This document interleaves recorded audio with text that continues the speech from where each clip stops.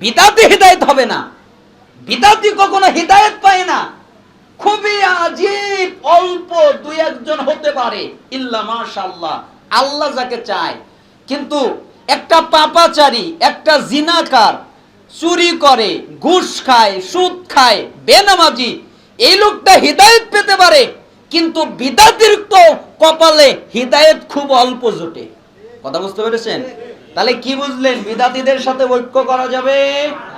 অতএব সাবধান। আপনারা যারা আলেম মানুষ আছেন ভালো করে বুঝবেন এবং আপনারা সতর্ক হবেন, বিদাতিদের সাথে কোনো ঐক্য নেই। আল্লাহ সুবহানাহু ওয়া তাআলা আমাদেরকে বোঝার তৌফিক দান করুন। আপনাদেরকে একটা আমি নসিহত করব, যেহেতু বেশি কষ্ট আপনাদেরকে দেওয়ার ইচ্ছা আমার নেই। মিশকাতুল মাসাবিহের 4870 নম্বর হাদিস। কয় নম্বর হাদিস? 4870। ওবাদা ইবনে সামিত রাদিয়াল্লাহু আনহু তিনি বলেন, রাসূল সাল্লাল্লাহু আলাইহি ওয়াসাল্লাম বলেছেন, ইদমানু লি সিত্তা মিন আনফুসিকুম আদমানু লাকুমুল জান্নাহ।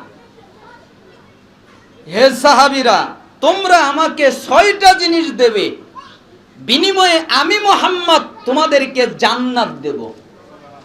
বলেন তো, রাসূল আমাদের কাছে চাইছে কয়টা? আর আল্লাহর নবী কি দিবেন? জান্নাত।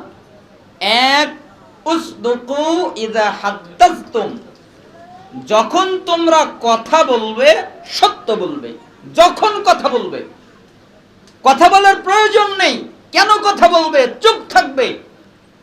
যদি কথা বলার প্রয়োজন হয় তাহলে ভালো কথা বলবে, আর যদি ভালো কথা বলতে না পারো চুপ থাকবে। কেন? তোমার মুখ, এই মুখের কারণে অদমুখ করে মুখের উপর দিয়ে আল্লাহ তাআলা হেঁটে টেনে হেসড়ে জাহান্নামের ভিতরে ঢুকিয়ে দেবে, মুখের পাপের কারণে। এজন্য মুখ সাবধান। যখন কথা বলবে সত্য কথা বলবে, মিথ্যা বলবে না, এদিক ওদিক করবা না। কথা বলার প্রয়োজনই নেই, যদি বলতেই হয় তাহলে সত্য বলবে। ইযা হাদ্দাসতুম ওয়া ইযা ওয়া'আদতুম, আর যখন তুমি কোনো ওয়াদা দেবে যে আমি এই কাজটা করব, আমি এইখানে যাব, আমি এটা দিব, তখন তুমি তোমার ওয়াদাটাকে রক্ষা করবে।